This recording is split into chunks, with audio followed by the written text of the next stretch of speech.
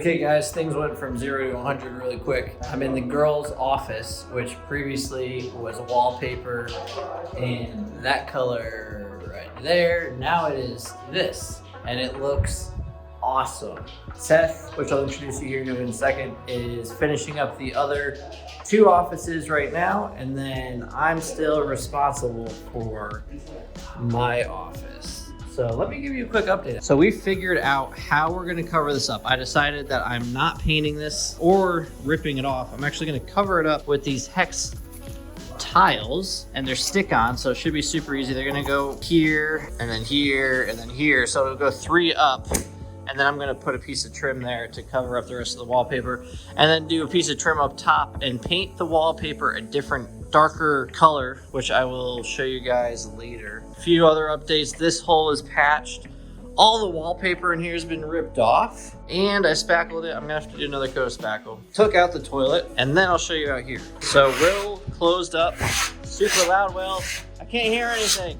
Jesus. Obviously he's filled in the hole that was here, and now he is, why don't you explain? It's called textured. So I've never textured before.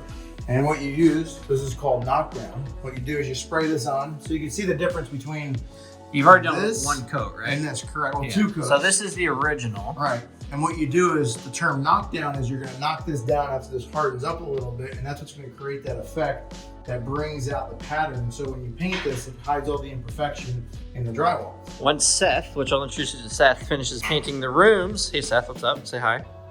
This is a family-friendly channel. You can't do that. Once Seth finishes this room and this room, he will be doing the hallway. We'll probably just show you the finished product on that. The next time you see us, we, meaning Will and Seth, will be putting the flooring in. Get him.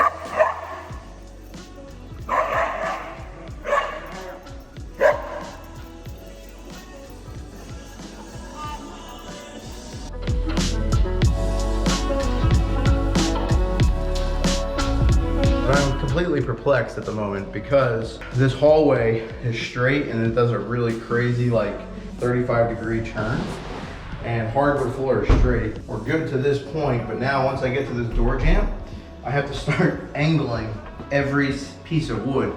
So it's gonna have the illusion of straight, but really it's gonna be angled the whole way down. So imagine my hand coming straight and it's like a hard turn every single time.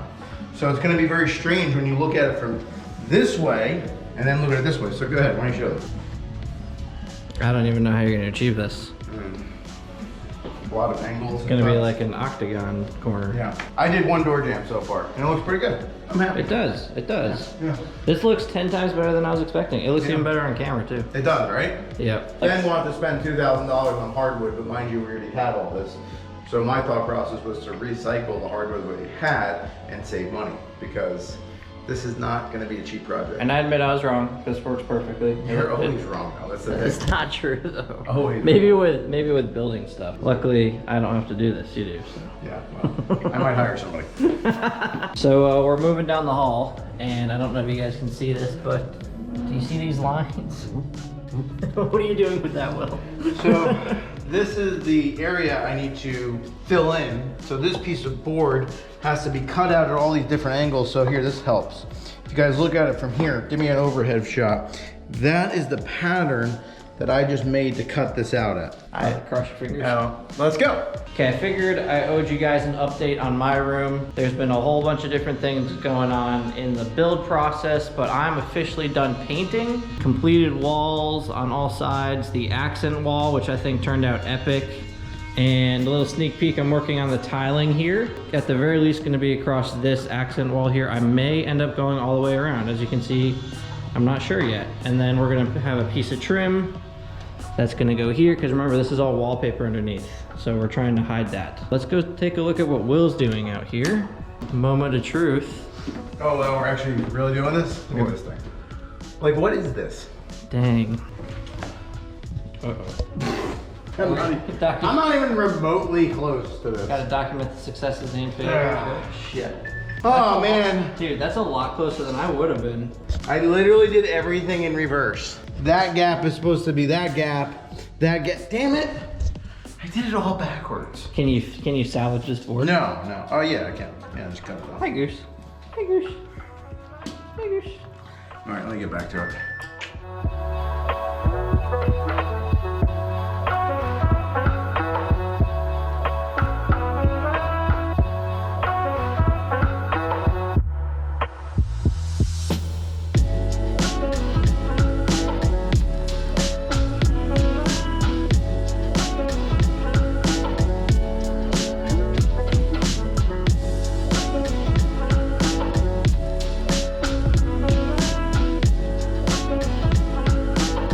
We're at the end of the wall. I already did that side, but we're at the end of the wall, and now I have to make a cut to put in a panel essentially there, right? Like to fill in this gap. So I'm going to show you how I do that. It's actually a really straightforward process. This entire project was relatively straightforward. It's just time consuming. So let's jump into it. First thing I did for that cut, I pre-measured and determined it was about 2.5 inches that I needed to come out. And then we have this tile cutter, which has been absolutely incredible. Make sure it's lined up. Once you're ready, all you do is, and, well, you made a perfect cut.